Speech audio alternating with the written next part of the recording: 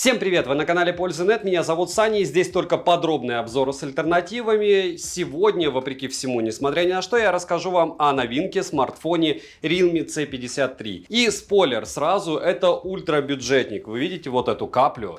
И как бы вы ее не напичкали различными функциями, капля отражает бюджетника в принципе. С другой стороны, это уже современный бюджетник, здесь есть Type-C, здесь есть мини-джек, здесь 90 Гц экрана. Он в принципе на минималках, самых минималках, даже тянет PUBG New State. И, к слову, на Твиче в онлайне он смог выдавать 30 минут моей игры. Насколько это круто? Это нереально круто, потому что процессор здесь все-таки дешевый. Если говорить о каких-то других его качествах, собран он хорошо. Две физические сим-карты, карту памяти запихать сюда в салазки можно. Выглядит он по мне абсолютно бесконечно неплохо. И приобрести его уже можно много где, притом за адекватные деньги. Поэтому вам, я уверен, будет интересно. Смотрим. Распаковка. Поставляется данная модель в желтой коробке из плотного картона, что стандартно для данной линейки Realme. Пришла коробка целая, как и сам смартфон, пакинг стандартный. В комплекте мы имеем силиконовый чехол, смартфон, краткое руководство. Наклеенную защитную пленку мы не имеем, что довольно удивительно. Ключ для извлечения прорезиненного слота под 2 нано-сим-карты и одну microSD до 2 терабайт, блок питания на 33 Вт и кабель для зарядки с USB-A на Type-C. К слову, олеофобка у экрана мне понравилась. Весит смартфон 183 грамма, а размеры его 167 на 76 на 7,6 мм, без блока камер, с блоком камер 9,8 мм. Розыгрыши моря, читаем описание, какие сейчас актуальны. Постоянно это 5 Mi Band в 7 серии разыгрывается за лайк, подписку и комментарий к любому видео ежемесячно. Не забудьте подписаться на телеграм-канал скидок, взаимопомощи и мой личный телеграм-канал, там много всего полезного. Перейдем же к смартфону. Приобрести данный девайс можно в двух вариантах расцветки, это золотой и черный. Дизайн устройства обыкновенный, выглядит смарт аккуратно. Тыльная часть матовая, а рядом с блоком камер есть глянцевая вставка. Рамка, как и тыльная часть, выполнена из пластика, сборка, как и качество материалов, учитывая стоимость, хорошая. Официально заявленного стандарта защиты от влаги и пыли нет, разумеется. Грани прямые, а в руке смартфон лежит комфортно. Использовать одной рукой его можно. На корпусе расположена кнопка питания, качели регулировки громкости, разъем USB OTG версии 2.0, что неудивительно, микрофоны, динамики, ультрабум, звучание здесь моно, что, конечно, не радует, но что есть. И это конкретный минус. Качество звука, я бы сказал, обыкновенное. Неплохое, но громкости достаточно. Bluetooth кодеков на борту хватает, но не так, чтобы прям космос. Напоминаю, что это бюджетник, и бюджетник вы всегда можете определить по капле. Вибромотор довольно дешевый, и регулировать его нельзя. Мини-джек в наличии, а вот ТК-порта нету. Редко Realme его ставят. Летим дальше. Смартфон оснащен IPS LCD дисплеем на 6,74 дюйма с разрешением 1600 на 720 пикселей. И это тоже фейл, прямо скажем. Полезная площадь экрана 90,3. Подбородок есть, бесит больше всего, разумеется, вырез под фронталку каплевидный. Но в стоке добавили функцию мини-капсула. Выглядит это дело неплохо. Хотя, опять же, дороже телефона от этого у вас не станет. Плотность пикселей хорошая, 390 ppi, но разрешение очень маленькое. Пиковая яркость 560 нит. Как для IPS-экрана, такая яркость это хорошо. Но, конечно, в солнечный день смартфоном пользоваться будет очень сложно. Автояркость работает корректно, частота обновления экрана максимум 90 Гц. Также на выбор есть стандартный 60 Гц и авторежим. Тач на 180 Гц. Тест на частоту дискретизации касания вы можете наблюдать на экране. Результат ничего хорошего не показал, но и ничего плохого. Мультитач на 10 касаний есть. Разблокировать экран можно при помощи сканера отпечатков пальцев, внедренного в кнопку блокировки, и распознавания лиц. Сканер отпечатков пальцев работает быстро, зарегистрировать один и тот же отпечаток пальца несколько раз нельзя, но можно завести 5 других отпечатков. Распознавание лица срабатывает шустро даже под небольшим углом. Внести биометрические данные можно только одного лица. Летим дальше, к самому плохому. Процессор здесь установлен Unisoc Tiger T612 с техпроцессом 12 нанометров и 8 ядрами. Максимальная частота которого 1,82 ГГц, графический процессор ARM Mali G57MP1, и это тоже плохо. Интерфейс Realme UI T на базе Android 13 версии, интерфейс работает относительно хорошо, подвисания встречаются, что очевидно, но зависалого полного у меня не было. Что касается памяти. Оперативная память LPDDR4X и доступна на выбор 4,6 ГБ. Внутренняя память UFS 2.2 на выбор 62 или 128 ГБ. Но показывает эти UFS 2.2 какие-то нереально низкие значения в Antutu, вы потом о них услышите. Имеется поддержка Wi-Fi 5 серии, поддержка 5G сетей отсутствует. Для 4G есть 7 и 20 бенд. Связь смартфон ловит довольно хорошо, притом он ловит лучше, чем любой Infinix или Tecno, которые у меня были на канале, посмотрите, их довольно много было. Это, согласитесь, прямо очень бюджетный смартфон. Датчик приближения работает нормально, Bluetooth версии 5.0, NFC на борту, MirPay встает без проблем, оплачивать им можно. Из навигации на борту GPS, GLONASS, Galileo и Beidou. В городских условиях точность GPS 7 метров в лучшем случае, ловит очень долго. И еще раз повторяюсь, все зависит, как говорится, от вашего смарта. Емкость аккумулятора 5000 мАч.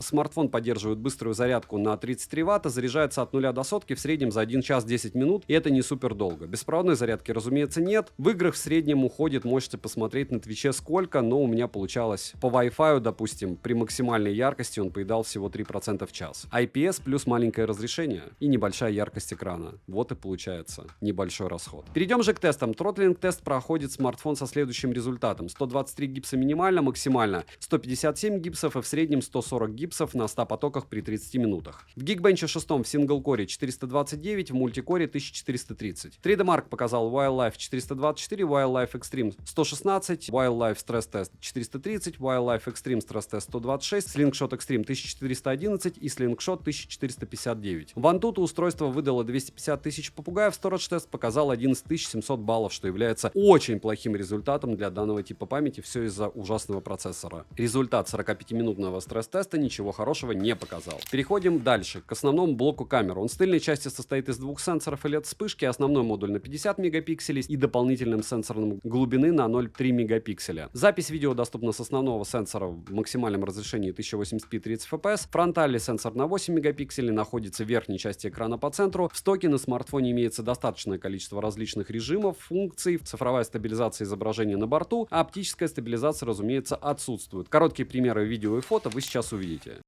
Если вы никогда не видели, как накапливают лед, вот так.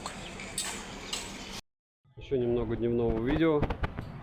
Понятно, что со стабилизацией беда, но с другой стороны, если встать и очень плавно вести в солнечный день, не все так плохо, как может казаться.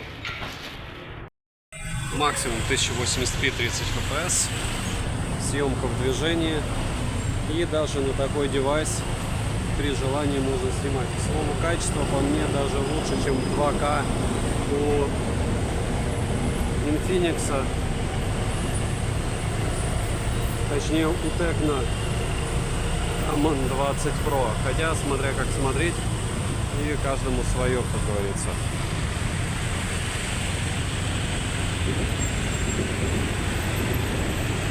Немного фронталки. Фокусное расстояние не супер. Нужно вытягивать руку, а руку можно и отбить. Но в целом камера со съемкой справляется. Главное, снимать можно. Съемка улица, перекресток. И пробуем зум X10. Камера 1080p 30 fps, ночь. Да, я понимаю, что хорошо, что за эти деньги смарты хоть как-то снимают. И по идее претензий быть не должно, но претензий, конечно же, много. Ночью, в принципе, ничего хорошо не снимают. Но шумов здесь меньше, чем в хваленном Tecno Common 20 Pro, который я в тех же условиях тестировал. В его 4К 30 fps, в 2К 30 fps. Посмотрите, кстати, обзор, чтобы знать, что такое третий эшелон и бюджет. Средний бюджет. Давайте откровенно, потому что как я его за 15 нашел, вряд ли кто-то еще найдет. А вот это вот бюджет. И фронталочка, те же условия, ночь. Вот так сможете себя снимать. Роллинг шаттер будет такой. Или не будет. Ну что, 1080p 30 fps.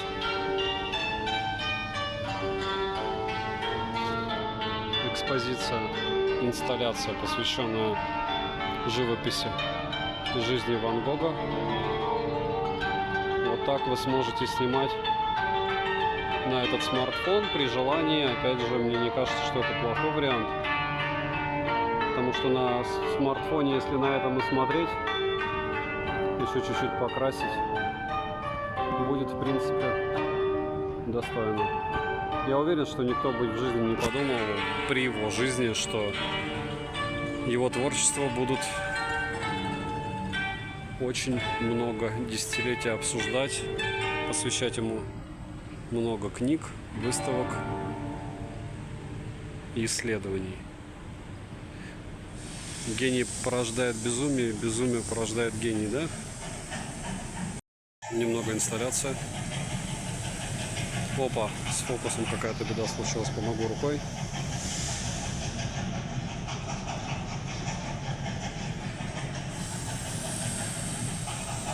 Опять случилась беда с фокусом. И вот здесь.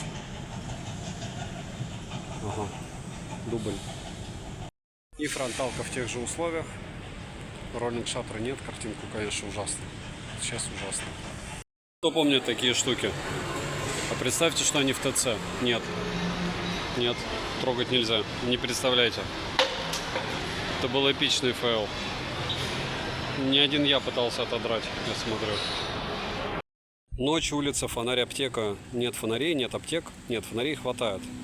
Вот так вы сможете снимать на этот довольно дешевый девайс ночью. И автофокус. Не хочет он работать, ну и ладно. О, дыхание фокуса, да? И вот так вы сможете себя снимать ночью на фронталку. Насколько это хорошо или плохо, решать всегда вам. Но смарт в чехле, кстати, вот так работают микрофоны при довольно сильном ветре.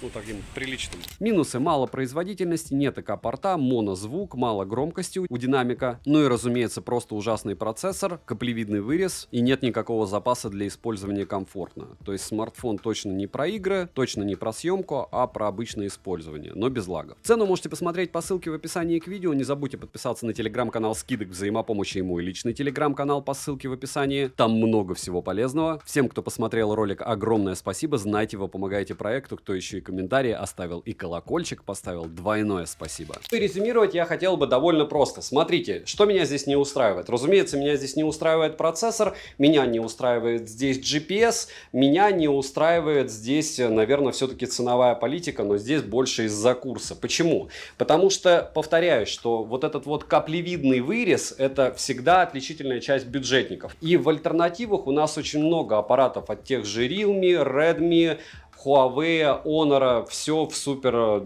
каком-то ценовом сегменте из разряда вау. Если говорить о покупке у дома, многие мне напишут, что, друг, есть в эти же ценники третий эшелон. Вполне возможно, именно у дома между третьим эшелоном и Realme C53 я бы выбрал все-таки третий эшелон. Почему? Потому что в те же деньги Realme торгуют, ну, откровенно ультрабюджетным устройством. Если говорить о ценах на распродажах, он этих денег стоит. Ни копейкой больше. Можете в телеграм-канале скидок посмотреть, по какому ценнику я его купил. Рабочая лошадка, ловит он лучше любого третьего эшелона, это я проверял. Если говорить о каких-то его особенностях из разряда за что его полюбить, ну, наверное, только за стоимость и наличие хорошей связи. И все. Потому что, повторяюсь, экран скромный, вырез с каплей, процессор плохой. Данные по storage тесту вообще ужасные, то есть тип памяти у него подразумевает что-то намного лучшее, здесь что-то с оптимизацией. Здесь не совсем полноценная Realme UI, она обрезана. Что мне понравилось, это сборка и сумма качеств за этот ценник. Потому что, повторяюсь, что мы чаще всего платим за программное обеспечение. Здесь, учитывая железо, оно летает. Я думал, будет все намного хуже. Но, повторяюсь, ничего, ни на каких унисоках от себя лично я не советую приобретать. Если вам нравится данная модель, вы знаете, к чему вы идете, вы знаете этот процессор, и у вас есть вариант приобрести его дешево, милости прошу. Но в мою бытность, я повторяюсь, когда я делал обзор на Realme C55, он выше классом стоил в рублевом эквиваленте 10-11 тысяч. На Авито, в принципе, наверное, его можно найти. А это дело, те деньги, которые они сейчас за них хотят, мне кажется, что можно поискать что-нибудь еще. Можете написать, кстати, в комментариях, что, по вашему мнению, было бы классным. Особый плюс ему и особое респект и уважение за то, что в этом ценовом сегменте он вытянул Twitch.